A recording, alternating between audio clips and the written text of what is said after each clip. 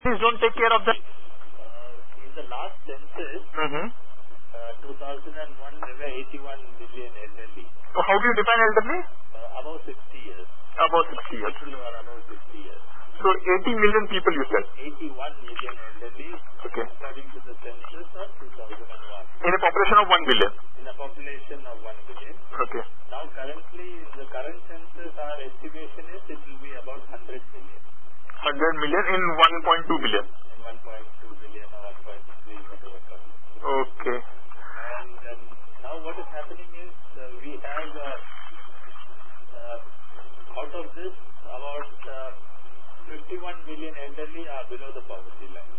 Okay. And because we don't have a social security regime in the country, and at the same time we don't have any form of security in terms of even health care as well as in other services. We don't have any sort of thing. No, this 51 million is out of 100 million. 51 million is out of 81 million.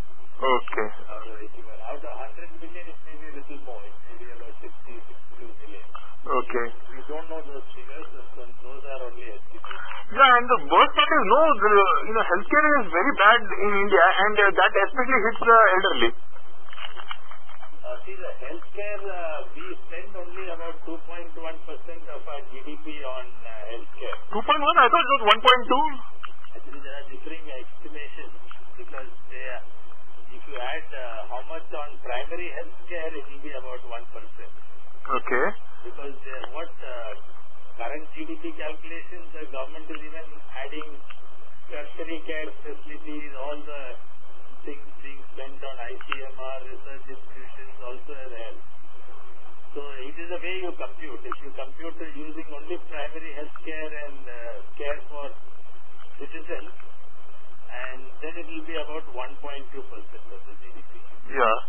But if you include the hospitals and everything? All the research institutions plus the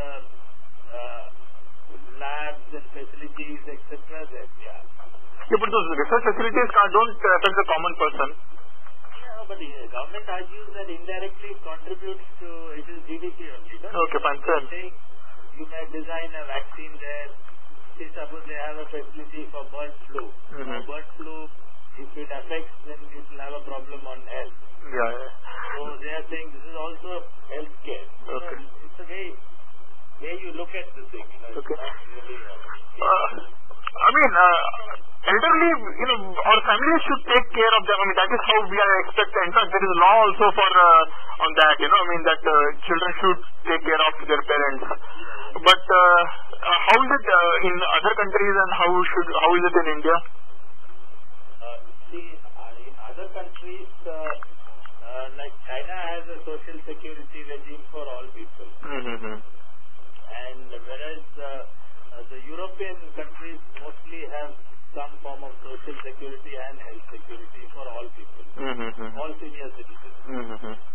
And US is a mixed kind of, they have a health insurance, but then it is a little controversial how many people get treated. Europe is very good. China is fairly reasonable. But and Singapore is good. There are, of course, other Asian countries where the healthcare is as bad as India. Okay, so China has this. So what are the problems in India? One is huge people below poverty line, no social security, no health care. Yeah. What else are the problems? Are families not taking care of them? See, family care is actually reducing. Okay. Like if you are looking at number of elderly people who are being looked after by children, that has been falling. And whereas if you look, see there is this issue of co-residence. Only about, currently according to the Indian statistics, only about 33% of families have any older people staying with them. They might be, like, for example, your parents may be actually not co-resident. For example, they may be in Pune, or they could be in Nagpur, or they could be in some other place, whereas you are in Mumbai. So you are not able to take care of them. But you may be contributing financially or something like that. If you look at core residents, very few people, 33% is a fairly low figure, who are in looking after them. And then, of course, there is also abuse of elderly growing in various cities. If you look at abuse in Delhi, is quite high. Delhi is having almost 70% of the families who responded to a survey reported some form of verbal or abuse due to emotional abuse, etc. 70%, huh? Yeah, 70% in Delhi. So 70% is reporting, so it could be much higher actually. Yeah, it would be about 5% variation will be there. Okay. But Mumbai reported only a 39% abuse figure. 39%. Whereas you have low reporting in Mumbai.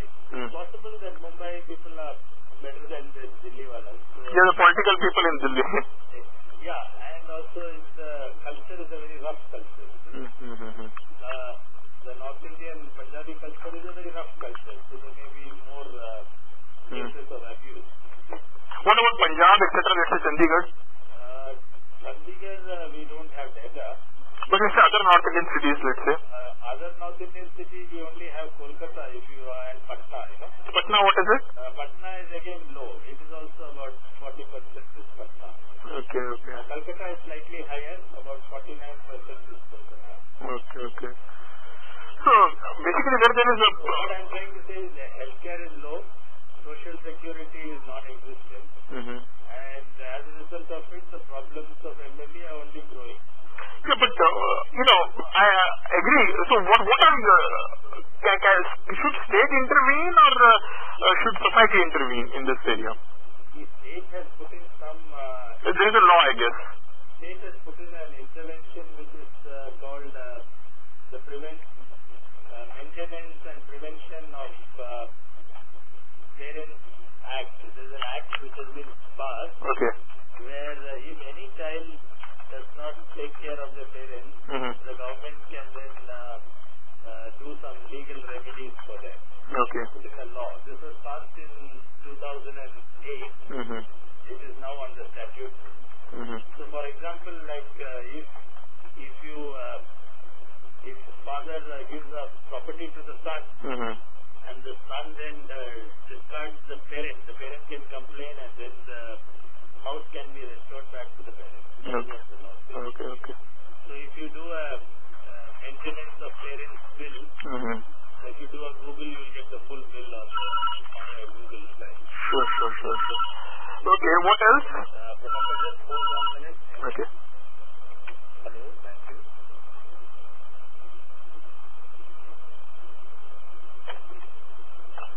Yeah, go on, yeah.